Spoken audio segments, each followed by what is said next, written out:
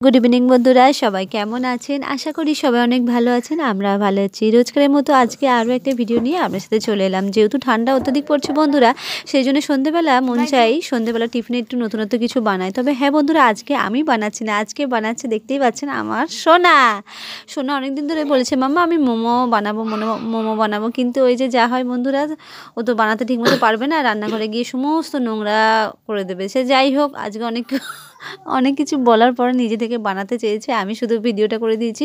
ও সমস্ত কিছু নিজে করলেও আমি একটু হেল্প করেছি, যে এই যে ভেতরে পুরটা যে আছে এটা শুধু আমি বানিয়ে দিয়েছি। তারপরে ও নিজেই বেলেছে, নিজেই সব কিছু করেছে। এই যে দেখতে পাচ্ছেন শেপগুলো হয়তো সুন্দর হয়নি, তবু দেওয়ার চেষ্টা করেছে। ফার্স্ট টাইম আমরা মোমো বানাচ্ছি, আমরা এই কারণেই বলছি যেহেতু ও করছিল ঠিকই, কিন্তু আমি একটু হেল্প করেছি এই জন্যে আর কি। আর এইদিকে পাশে তুনতুন এখান থেকে তো সরছেই না, সারাক্ষণ এখানে বসে, মানে ও বানাতে চাইছে, তবুও সোনা অনেক কথা বলে, আমি কথা বলে ওকে সরিয়ে রেখেছি, হাত দিতে দিচ্ছি না। তো বন্ধুরা, যারা আমার পেজ থেকে দেখছেন, ভিডিওটা ভালো লাগলে অবশ্যই একটা ফলো করবেন, লাইক করে পাশে থাকবেন এবং কমেন্টে জানাবেন আমার ভিডিও দেখতে আপনাদের কেমন লাগে। আর যারা আমার এজি নাইস ওয়ান অর্থাৎ ইউটিউব চ্যানেল থেকে দেখছে, ভিডিওটা ভালো লাগলে অবশ্যই একটা সাবস্ক্রাইব করে পাশে থাকবেন। তো ঘরোয়া পদ্ধতিতে যারা মোমো বানাতে চান তারা এইভাবে বানাতে পারেন।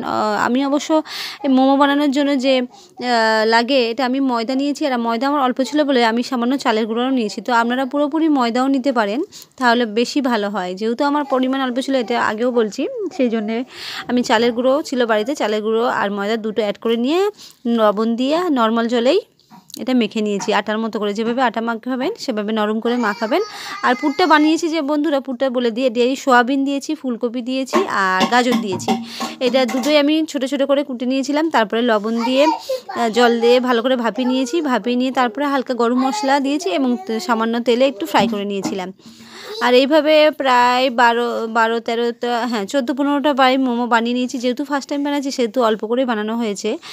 যদি ভালো না হয় বা নষ্ট হয়ে যায়, যাই হোক, তো সোনা অনেক চেষ্টার পরে মোবাইল দেখে এইসব করে নিজে থেকে দেখে নিয়েছে এবং নিজেই বানিয়েছে। তো খেতেও ভালোই হয়েছিল বন্ধুরা, খারাপ হয়নি। আর এই দেখেছেন কি দুষ্টু, আমি ভিডিও করছি আর দুষ্টুটা কিরম দুষ্টু করছে। তো বন্ধুরা, সেটাই বলছি, ঠান্ডা অত্যধিক পড়ছেন। তো যারা সন্ধ্যেবেলা টিফিনে বিভিন্ন রকম খেতে চান, আমি বলবো তেল খরচা না করে আপনারা স্টিমের মাধ্যমে এই যে মোমো তৈরি, এটা মোমো ঘরে বানাবেন, তো খেতে ভালো লাগবে। আর এদিকে বন্ধুরা, দুপুরবেলা আজ অত্যধিক ঠান্ডা পড়েছিল, সামান্য একটু রোদ্দুর উঠেছিল, তখন প্রায় হবে আপনার 1-1:30, তখন আমরা লাঞ্চ করছিলাম। তো ভাবলাম বারান্দাতে বসেই খাই। আর এই যে দেখছেন সুদর্শন আছে নিজে নিজে খাচ্ছে, তাও আবার কি কলা পাতায়। হ্যাঁ বন্ধুরা, আমরা আজকে ভাবলাম অনেক দিন হয়ে গেছে আমরা কলা পাতায় খাইনি, তো কলা পাতায় আজকে ভাত খেলাম।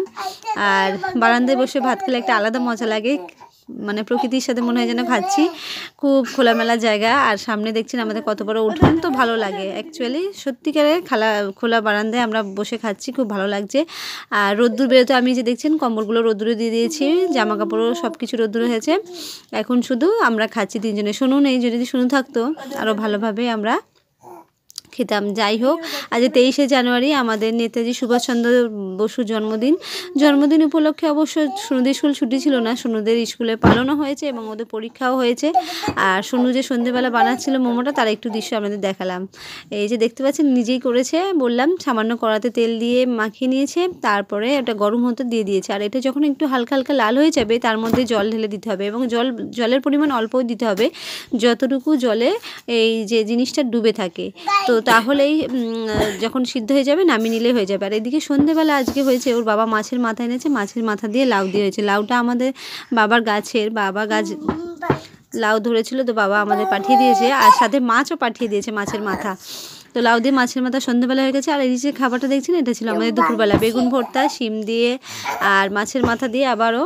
আর শাক দেখছেন, এটা লাউ শাক, বাবাই পাঠিয়েছিল, মুসুর ডাল দিয়ে লাউ শাক আর গাজর দিয়ে ডাল। তো থ্যাংক ইউ। আর সুদর্শনকে লঙ্কা খাচ্ছে দেখেন।